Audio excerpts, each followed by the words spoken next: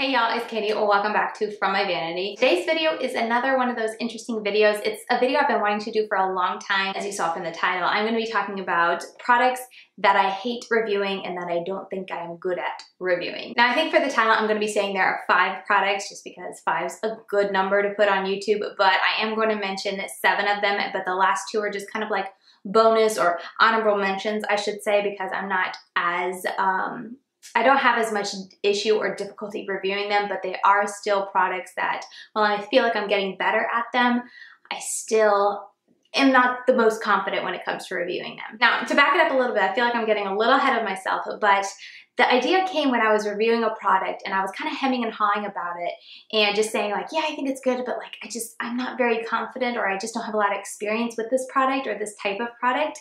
And after that video, I was like, you know what? I feel like I say that for every product like this that I review. It must have been during a monthly makeup review because that's when I review a lot of products. So yeah, that is what we're going to be talking about today. Part of me felt a little weird because I'm a review channel and I'm someone who reviews products to then sit here and be like, I am not good at reviewing these.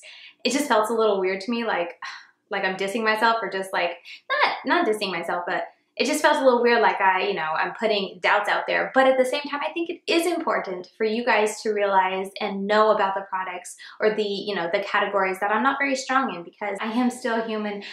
I like the stuff I like and I don't like the stuff I don't like, or I don't need certain things. And so because of that, like I'm just not as good at reviewing those things. So I hope all that makes sense, but I basically figured this would just be a very informative, if not informative, enjoyable or entertaining video for you guys. We're just gonna jump right into it. I feel like this intro was a long one. So the first up, we have brow products, and this was actually what kind of sparked this video idea in the first place. I was reviewing a brow product. I can't remember the exact brow product, but I was reviewing it, but I felt like throughout the whole review, and it was in a monthly makeup review video, but I felt like through the whole time of reviewing it, I kept saying like, this is my thoughts, but like, I'm not someone who's very good at their brows. Like you see the Instagram brows, you see a lot of YouTubers, their brows are just so beautifully carved out. They just look amazing and beautiful. I feel like that's the best word to describe it, beautiful. And these are my brows. Like I have very full brows. I don't have any issues. I mean, I have like one issue with the sparse area because I have a scar there, but I really don't have issues with my brows. And honestly, some days I just run a bit of brow gel, or I don't do anything at all through my brows and call it a day. And I feel like no big deal. You can't really tell. But when I do use brow products, my technique is like when you color, when you're 5 years old, you color in the lines. That's what I do with my brows. So I feel like I'm not the best person to review those really tiny micro brow products, because whether it's a tiny micro brow pencil or a big chubby brow pencil, this is what I do to my brows. I just sit there and I color, very lightly of course, but I trace up here, trace on the top, fill it in, and I call it a day. I don't sit there and make hairs. So I feel like I am the worst person to review those brow products, because it could be a wonderful formula or it could be a terrible formula for creating those really precise little hair-like strokes. But I wouldn't know it because 1, I don't know how to do that. And 2, if I did that, you wouldn't be able to see because I have all my brow hairs in the way. Like I can't tell when I'm doing those soft strokes, does this look like a hair or does it just look like a line in my brows because they're too full. So next up is primers. And now primers, that is a category I feel like I have a pretty good handle on a specific type of primer. If it's a mattifying primer, I feel like I can give a really good review on it because I have very oily skin. So I can tell a difference when I use a good mattifying primer opposed to a bad one. So I feel like I can give a very thorough review and just, a very informative review when I go to review that product if it's mattifying. But the primers that I have the hardest time reviewing are just the like normal primers, kind of just like all over. It's just supposed to prime. It doesn't really specifically cater to mattifying your face, or especially illuminating primers. I think I tried to review 2 or 3 illuminating primers recently within the last couple months, and that's when they got added to the list because I kept using them. But like, for one, like I didn't really tell if it made my foundation last any longer, but the most frustrating part is that it made me look very luminous and oily. and I don't like that. So even, you know, that when I sat down and did my face and like had freshly put my makeup on for the day and I went to leave the table, like I didn't really like how my foundation looked because it looks so illuminated and shiny. And then a couple hours later when my oils start to get going and come through the foundation, like it would look 10 times worse and I just felt like a grease ball. So for me, like I don't know how to review illuminating primers because I don't like how they look on my skin from the get-go. I know illuminated and very glowy skin is totally in right now, but I am still living my matte life. Like I want my foundation matte. The only thing glowing on my face is if I decide to put a highlight on. That's just my preference. I'm not someone who kind of follows the trends and changes my makeup with the trends that are popular. I like what I like and I just keep going. And if a trend comes up that I haven't tried yet that I think I'll like, I'll try the trend, but I'm not someone who keeps up with them. So yeah, I know that glowy skin is in. I'm just like, no, I want my matte life. Next is skincare. And this one I feel like anyone can say because skincare is hard because everyone's skin is different. So if something works for me, that doesn't mean it works for you. But even that fact aside, because I feel like that's a well-known fact. Everyone knows skincare is very subjective to the person and the other products that you're using it with. But on top of that, it's really hard to test skincare and see if it's making a difference or if it's like reacting badly with you. Because for me, like you have to add a product in one at a time and at least give it like, for me in my experience, 3 to 4 weeks sometime before you add another one and before you can start to see a difference in your skin, whether good or bad. Because sometimes you use products, it goes through a purging phase. Sometimes you use products and you just, like eye cream. Eye cream is so hard to review. And I mean, I can give the example of I was trying the It Cosmetics eye cream and I used that almost entirely up and it was a good sized little container. I used it almost completely up before I realized it was doing more harm to my under eyes than good. Like I felt like it was drying out my under eyes and then I switched back to another one, had to give it a couple weeks, but then I could tell a difference. So it's just, it takes so long and the change or like the results, either good or bad, are so slow that you really have to give it a good amount of time. And like I said, there's a lot of products in, at least for me, my skincare. I have a cleanser, I have something for like a toner, a very like exfoliating toner. I have serums, I have something for my acne, I have a night cream, I have an under eye cream. Like the products add up and I try to always add one at a time and make sure there's a couple weeks in between. But all that to say, like, it can take a while. And there was one time I added 2 within like a week or 2 of each other and I started breaking out, but I couldn't tell which it was because they were so close to me starting them. Because some products you can use for like a week or 2 before you notice like, oh, like it's clogging my pores. Like you can't see that beforehand because it takes a long time to build up. But yeah, skincare is just so tricky and it's just a little intimidating for me because I want to make sure I'm giving a good review. But you have to wait so long and you have to look so closely and pay such close attention. And honestly, sometimes, you know, I'm a mom of 2 at the end of the night. I just want to wash my face off, slap my skincare on and go to bed. Like I don't want to sit there in the mirror and kind of really look at my skin. Sometimes it can be a week or 2 before I get that chance to really get in close to the mirror and be like, oh look, my under eyes do look better, or like my pores are looking a little clogged here, and then have to sit there and kind of dissect and figure out which product did I add the soonest, which product could be reacting badly or could be doing, you know, this really good thing for my skin. It's confusing and just a little intimidating. At least for me, I just feel like I struggle the most with sitting down and saying like, okay, this product is good, this product is bad, which is why I feel like I don't really mention skincare much in my monthly makeup review series. I tend to mention them in empties after I finish the whole product because then I feel like I have a good grasp on the product. So next up is sprays. Any kind of either setting spray or primer spray. Oh my goodness, I don't know where to begin. Like I feel like setting sprays, I can tell a difference because you just kind of look at your face at the end of the day. Is there a big difference over when I spray my face and when I don't? But with that said, I'm someone who often forgets to apply a setting powder or a setting spray to my face once I'm done. So when I go to review a setting spray, it can take me a long time, like 2, 3, 4 weeks for me to actually use it enough, and then at the end of the day pay close enough attention before I wash my face off to tell if it's working or not. So that, you know, setting sprays are a little bit of a struggle, but what I feel like I'm just kind of helpless or just like no help to review is priming sprays. Now I recently tried to review a priming spray from Smashbox because someone asked me like, hey, they saw me, I think unbox it, or they might have seen me pull it to try in my Shop My Stash, but they were like, hey, I really can't wait to see what you think of that because it's on sale. I would love to get it if you think it's good.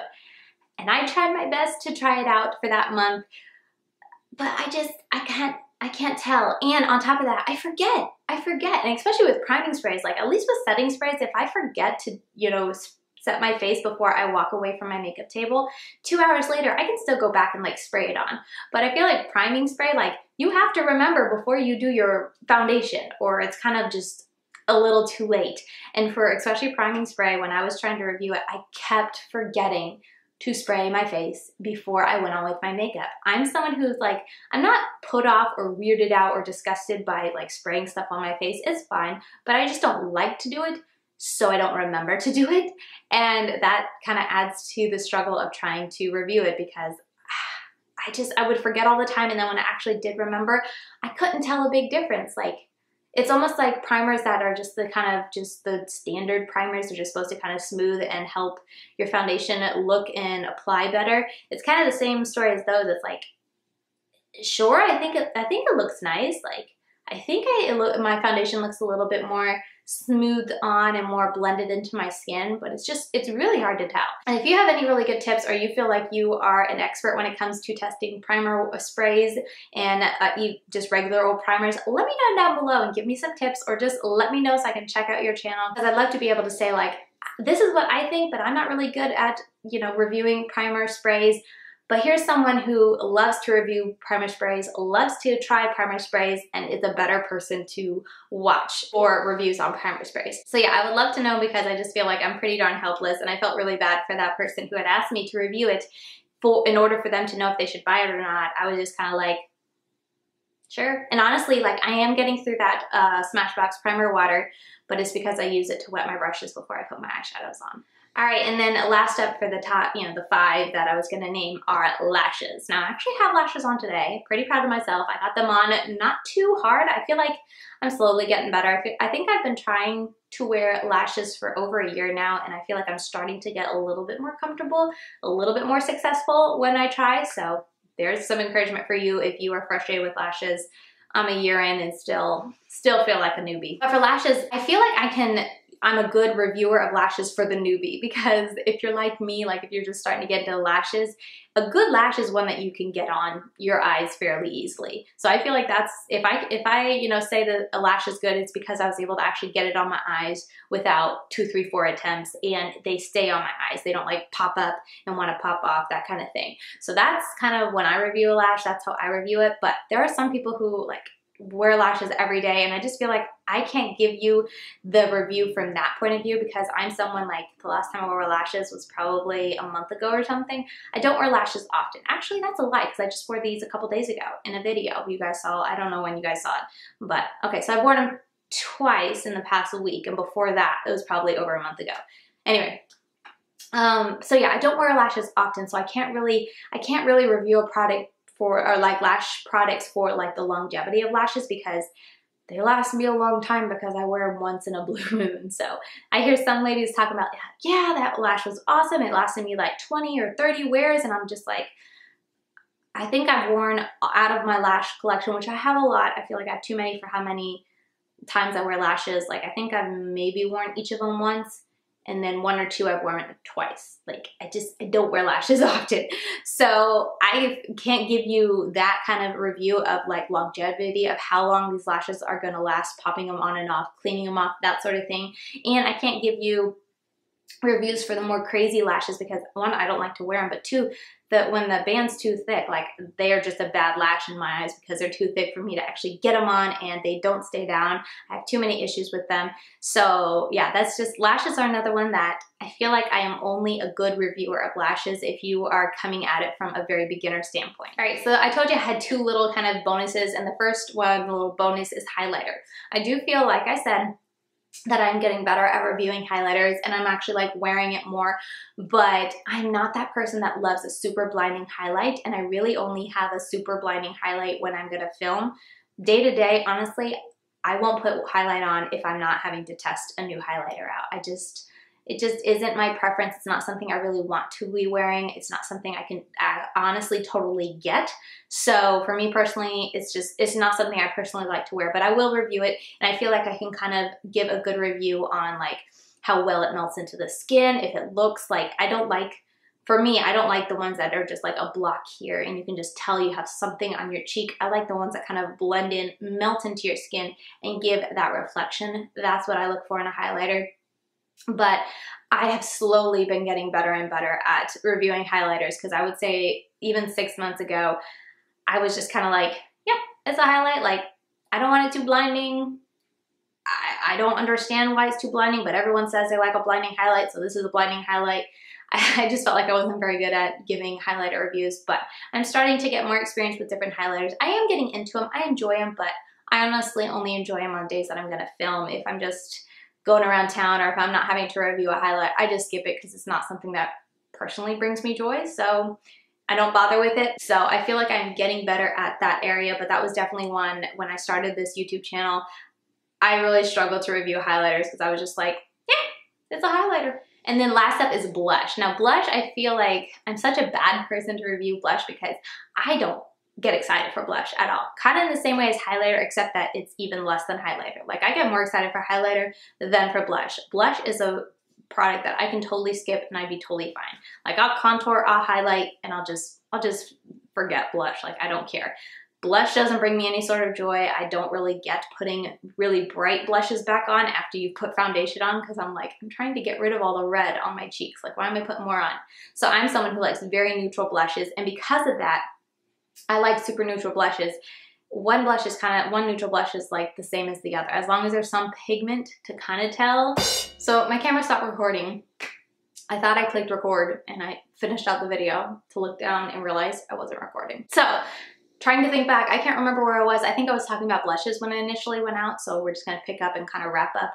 I just feel like I'm not a big authority when it comes to blushes. Like, I'm not very good. I just don't enjoy blushes enough to be able to give a good review on it. So I just feel like blushes is one of those areas that, one, I don't get super excited to review a blush. As long as it's pigmented and as long as it blends without looking patchy, I'm happy, and that's honestly, and longevity, that's the only things I review a blush on. But I guess for a blush, it's not so much that I'm bad at reviewing or I hate reviewing it, it's just that I'm not excited to review it. So there's that. I feel like I talked a lot more, but I don't know where this cut out, and I don't remember everything I said, so I'm really frustrated at myself right now. But anyway, yeah, blushes is another one, an honorable mention, like I said, that I just feel like I'm not a big authority on, and I don't like reviewing. All right, so there you have it. Those are the 5 plus 2 bonus honorable mentions of products that I really hate reviewing, and I just feel like I'm not the best at reviewing. If nothing else, I hope this video was entertaining, but I hope it's a little bit helpful. So yeah, I can't wait to share this video with you guys. As I said, it's been something I've been milling over for a long time. I keep putting it off, and I am glad I'm finally sitting down and filming it, and I can't wait to edit and get it up for you guys. But I hope you guys did enjoy it, and thank you guys so much for watching. I really do appreciate you guys' support. With all that said, I will see you guys in my next video. Bye, guys.